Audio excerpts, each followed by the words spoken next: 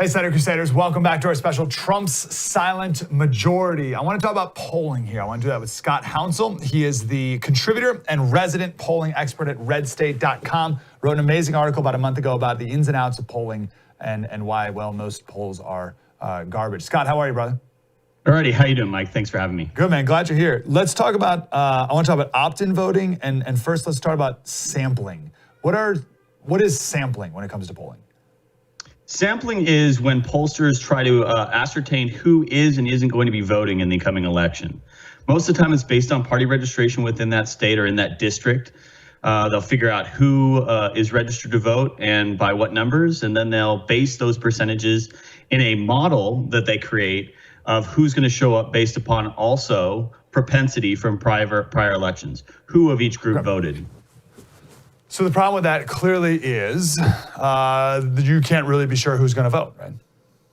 Especially in the 2016 and 2020 elections. I mean, we're talking about the fact of this shy voter poll, this shy voter number of people who we weren't expecting to vote in 2016 that voted. Yeah, we now know that they voted, but what about other people who were maybe reticent about Trump and now all of a sudden are going, oh, hey, he wasn't as bad as everything as we were told he was going to be.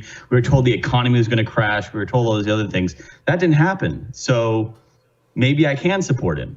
And we're seeing it in his the numbers at his rallies, that of the double-digit percentages of people who didn't vote in 2016 are showing up at Trump's elections. Double-digit Democrats, percentage of Democrats are showing up at Trump rallies. This is a very interesting phenomenon. Yeah. For samples and polls, do you find generally them to be pretty accurate, at least by traditional metrics, like when a lot of these pollsters figure out what the sampling should be, or are they biased as well? Oh, most of the time the media polls are way off, usually by double digits in their sampling. A while back, I was reading a poll and it had like 42-29 in a particular state, but the state was more like 32-31. So wow. They overpolled or they oversampled Dems by about 11 points and undersampled Republicans by 2. So 13-point swing in favor. Totally. So is there justification? Oh, well, we think that more Democrats will show up than Republicans because Trump is so awful, and how could anyone vote for him? Is that what their justification is? Yes, that is their justification, but their own data doesn't support that because the enthusiasm levels for Trump are as high amongst Republicans or higher than they are amongst Democrats. In fact, if you look at their own polling results, most of the time, people are more excited to vote against Trump than for Biden. So it's not like an enthusiasm for a candidate where they're like, yay, we got to go out and vote for Biden. It falls flat. It's more of that they oppose Trump, and oppositions to things don't necessarily carry as much drive to the polling as voting for someone or feeling like you're going to win. Interesting. Yeah, interesting. I've never met a Biden supporter, like a full-on Biden supporter. All right, tell me about opt-in polling. So you said in your article that we shouldn't pay attention to any opt-in polls. And by the way, the point is, as you so eloquently put it, is all people read are the headlines. And then if you read the story, it's very different. But then if you read the actual polling data, it's like a totally different thing than the headline actually is. And one of those things you got to look for if you're looking at the polling data is whether it's an opt-in poll. What is that, and what's the alternative to that? So opt-in polling is when someone is able to go to a poll and participate. They choose to participate in the poll or they seek it out. So any polling you see on Twitter, like someone's, oh, this is my unofficial Twitter poll, those can be taken over by trolls. People can show up and participate when they really have no business in doing so.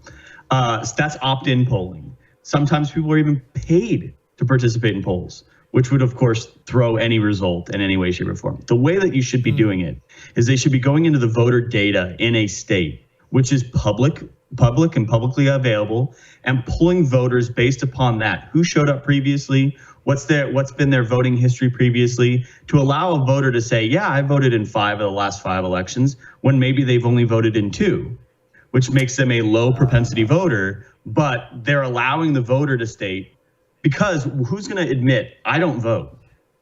Yeah. Who's going to show up and say, I'm not that guy. I'm not an engaged citizen. No, everyone's going to say, I vote every time. I'm going to vote this year. And in reality, they may not. propensity models would suggest they wouldn't. Yeah, so you need not only so if an opt-in poll is one thing, what's the alternative? Is it opt-out, or what do you call that? A random poll, or a random sampling? So, in other words, it's just taking people who are registered voters and just contacting them. Their information's public. Anyone can go in and get it. How do you think the political campaigns contact voters? There's this voter data available, and so this is about ascertaining that data and then using it to do a poll. If I were doing a poll as a pollster, I'd go in and pull polling information, or not polling, voter information, and be able to contact those voters based upon their propensity and registration. Such a good point. So if you're looking at the data, you gotta only make sure that it's not only an opt-in poll, but you gotta make sure that the poll took into account whether they voted in the past, and not have them self-answer whether or not people voted in the past. Geez, like that's what I'm saying. Like, this stuff's total garbage. Like, you can't trust any headline when it comes to this stuff, because they're not going to give you that data. Okay, so Scott, what's your analysis based off of the data and what you've been seeing when it comes to the shy voter? How are we supposed to look at the shy Trump voter? So in 2016, I had a client of mine that came to me and said, how are we going to track down these people that are voting for Trump that you haven't voted before? And so I went in and layer after layer of providing a filters that would give us the result of who was going to be voting. And it was the best I could do. It was kind of like, well, we're kind of certain that these are Trump voters. There's no real way of tracking these people down. In fact, I've looked at case studies across the country of people being contacted by campaigns and saying, yeah, I'm supporting Trump, but don't let my neighbors know. Don't go out and make a big deal about this. Yeah, you got my support. Good. Yeah, see ya, bye. And they're afraid of their neighbors judging them, of them yelling at them, of their property getting destroyed, their cars getting keyed, whatever it may be that they think is going to be the result, when in likelihood it's probably not going to be the case, but they feel like someone's going to come after them if they vote for Trump. And we're seeing that in registration numbers throughout the entire country for the most part. Of the battleground states, all but two. Yeah, what are the? Yeah, give me the data on these registration numbers. So this is my little baby. I've been going through and pulling these numbers to try to figure out exactly what's going on. And I've got, the reason why I did this here is I've got my huge computer screens that I can go through this data. But let's give you an example. Let's start with Florida. Like, Florida's the key, battleground state, has been for years. Since 2016, Republicans have registered 444,922 voters. Since that's a 9.72% increase over their 2016 numbers. Democrats have only increased their numbers by 298,090. So another 130,000, almost 150,000 vote swing in favor of Republicans in Florida. That's remarkable. How come I always think of the Democratic Party as being like the ground game party? And this goes back to the shy voter. This is going back to the fact that people are motivated to do something. I really don't think that the Trump campaign, to be perfectly honest, has been out registering voters or really making a voter registration push or having voter registration drives and really trying to get everyone out. Sure, rallies double as that. So I'm sure that people are showing up at rallies and registering to vote. But I don't think to the number of 444,000 in Florida. What I think it is, people are seeking it out. They're looking for change and difference. And they're saying, well, Trump's not your normal guy. And so I'm going to go with that guy. He's different. So these are new voters. Is that what that is? Right. These are newly registered voters. That's amazing. So, and Trump, how much did Trump win Florida by last go around? Was it like 100,000? Yeah, something about that range. I mean, it wasn't huge margin of victory. It was definitely decisive. It wasn't like Pennsylvania. Pennsylvania was like in the tens of thousands, right? Or Wisconsin was like 70,000, 7,000, something like that. Michigan was 11,000. Wow. Okay. Do you have new registration in Michigan? Well, here's the again, going back to the ability to try to find data where it's not available. Michigan doesn't register by political party. You just register as a voter. So I can't go in and find out who showed up as Republican and who showed up as Democrat. However, what I was able to do is go in and look at what counties Trump won versus what counties Clinton won. And in counties that Trump won, 152,677 voters were added since 2016. In Clinton counties, 81,809 voters were added. So another almost 2-to-1 margin for registrations in Michigan. So to go back to Florida, do the pollsters consider, first of all, do they ask newly registered voters ever in their polls? Depends upon whether or not they use, well, most of the time, no. Let me just answer the question. Most of the time, no. Yeah. Now, the question is do they use voter registration data, or are they opt-in polls or user-defined polls? What I call user-defined polls is where the respondents are giving them the data regarding registration, propensity, all the things that they're supposed to have the data for, and contact these voters. They're now letting the voters just respond, oh yeah, I vote in every election, or yeah, I'm a registered Republican or Democrat or independent. And that just doesn't happen usually to add up all the time.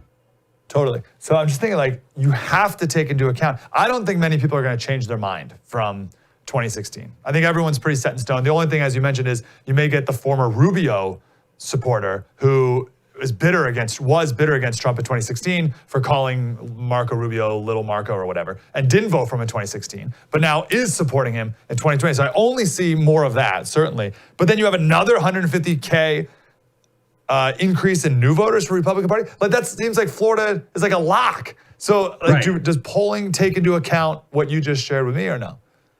I don't think it really does. It doesn't take into consideration a lot of voter attitudes that they normally would be going after. Again, talking about enthusiasm in these states, these numbers are where we need to be looking. Voter enthusiasm for Trump leads that for Biden by like almost 30% in some of these polls. You can't tell me that people are so excited about Trump and meh about Biden, and yet they're going to show up at the same rate. That just doesn't compute for me. It doesn't make any sense to data guys like myself. Give me another data breakdown that's interesting, like that Michigan story. Yeah, so let's take a look here at, like, for instance, North Carolina. Again, another very interesting state. But remember, Trump only won by like 130,000 votes in North Carolina in 2016. But again, we look at, since 2016, Republicans have added 71,947 voters, 3.43% increase in their numbers since 2016. And Democrats have lost 161,601 voters, another 230,000 vote. Yes, lost 161,601 voters since 2016. Well, it's like a 230,000 vote swing. Right. And we're supposed to believe that this is competitive now. That's the point, is that they're trying, and I've said this now several times in articles since, is polling is no longer about measuring public opinion, it's about shaping public opinion. They're putting these polls out to say, Biden's so far in the lead, there's no reason for you Trump supporters to show up. You're going to be so discouraged. They're trying to chip away at that enthusiasm level for our candidate, or for Republicans' candidate, that they're trying to chip away at that they're saying, Biden's going to destroy him. We're not going to see this. But again, remember what happened in 2016. Look at the polls in 2016. Look at the polls today. Same exact place. Okay. I'm putting you on the spot. Give me one more. Can you give me one more of those? Absolutely. Let me grab one more here. Let's see. I got Michigan, Florida, North Carolina. How about Wisconsin? Can I throw Wisconsin down here? I don't have. Let's talk about Georgia for a second. Georgia's an interesting. All right. Yeah. Georgia's heading blue. One. So when we read about Georgia data, we're kind of told Georgia is a swing state again, and everything else. But if we look at the fact that Trump won more counties in Georgia than did either McCain or Romney. In addition, if you look at the numbers coming out of some of these Trump counties that he won in 2016, the increase in voters, like for instance, in the last decade, 59.56% increase in one county in registered voters. I mean, that's insane. That blows away voter engagement. In other words, that's not just people moving in and re-registering or an expansion in growth of buildings. These are people who were previously unengaged who got engaged. You don't have a 60% increase because they built a new housing development. Wow, okay, interesting. That would have been my first thought. And that 60%'s got to be more than any growth that's happening in the city. Right, exactly. You're not seeing a 60% growth in any particular area.